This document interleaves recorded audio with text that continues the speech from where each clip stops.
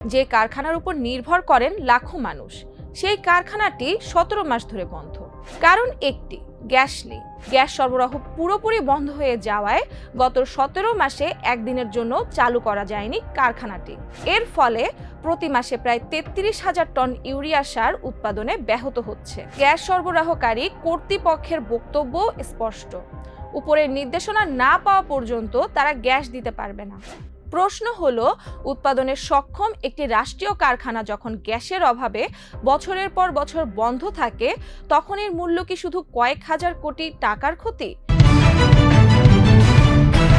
একটি কারখানা প্রতিদিন যেখানে উৎপাদন হওয়ার কথা ছিল 1600 টন ইউরিয়া সার, যে কারখানার উপর নির্ভর করেন লাখো মানুষ, সেই কারখানাটি 17 মাস ধরে বন্ধ। কারণ কোনো দুর্ঘটনা নয়, শ্রমিক আন্দোলনও নয়, কারণ একটি, গ্যাস নেই। কিন্তু প্রশ্ন হলো, উৎপাদনে সক্ষম একটি রাষ্ট্রীয় সার কারখানাকে কেন এভাবে অচল করে রাখা হয়েছে? আর এর প্রকৃত মূল্য দিচ্ছে কে?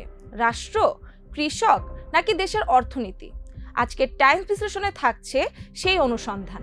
ব্রাহ্মণবাড়িয়ার আশুগঞ্জ সার কারখানা 1983 সাল থেকে দেশের অন্যতম প্রধান ইউরিয়া উৎপাদনকারী প্রতিষ্ঠান। 2010 সাল পর্যন্ত নিয়মিত বছরে 4 থেকে 5 লাখ টন সার উৎপাদন করত এই কারখানা। কিন্তু 2010 সালে গ্যাস রেশনিং চালুর পর থেকেই বছরের বড় একটি সময় উৎপাদন বন্ধ থাকে। আর 2025 সালের 1 মার্চ থেকে গ্যাস সরবরাহ পুরোপুরি বন্ধ হয়ে যাওয়ায় গত 17 মাসে একদিনের জন্য চালু করা যায়নি কারখানাটি। এর ফলে প্রতি মাসে প্রায় 33,000 টন ইউরিয়া সার উৎপাদনে ব্যাহত হচ্ছে, যার বাজার মূল্য প্রায় 82 কোটি টাকা।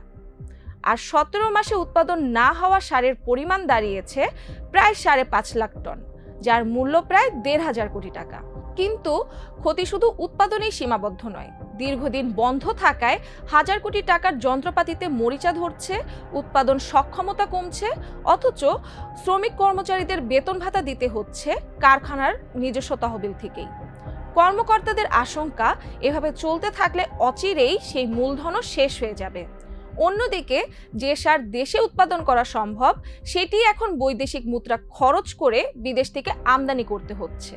শ্রমিক কর্মচারীদের দাবি, শুধু গ্যাস সরবরাহ নিশ্চিত করলেই এই কারখানা আবার উৎপাদনে ফিরতে পারবে। পাশাপাশি ভবিষ্যতের চাহিদার বিবেচনায় আশুগঞ্জের নতুন আরেকটি কারখানা নির্মাণের আহ্বানও জানিয়েছেন তারা। এদিকে গ্যাস সরবরাহকারী কর্তৃপক্ষের বক্তব্য স্পষ্ট, উপরের নির্দেশনা না পাওয়া পর্যন্ত তারা গ্যাস দিতে পারবে না। প্রশ্ন হলো, উৎপাদনের সক্ষম একটি রাষ্ট্রীয় কারখানা যখন গ্যাসের অভাবে বছরের পর বছর বন্ধ থাকে, তখন এর মূল্য কি শুধু কয়েক হাজার কোটি টাকার ক্ষতি, নাকি এর প্রভাব পড়ে দেশের কৃষি নিরাপত্তা, জ্বালানি নীতি এবং অর্থনীতির উপরও? আশুগঞ্জ সার কারখানার গল্প তাই শুধু একটি কারখানার গল্প নয়, এটি দেশের গ্যাস সংকটের বাস্তব চিত্র, যার সমাধান যত দেরি হবে ততই বাড়বে দেশের আমদানি নির্ভরতা ও অর্থনৈতিক চাপ।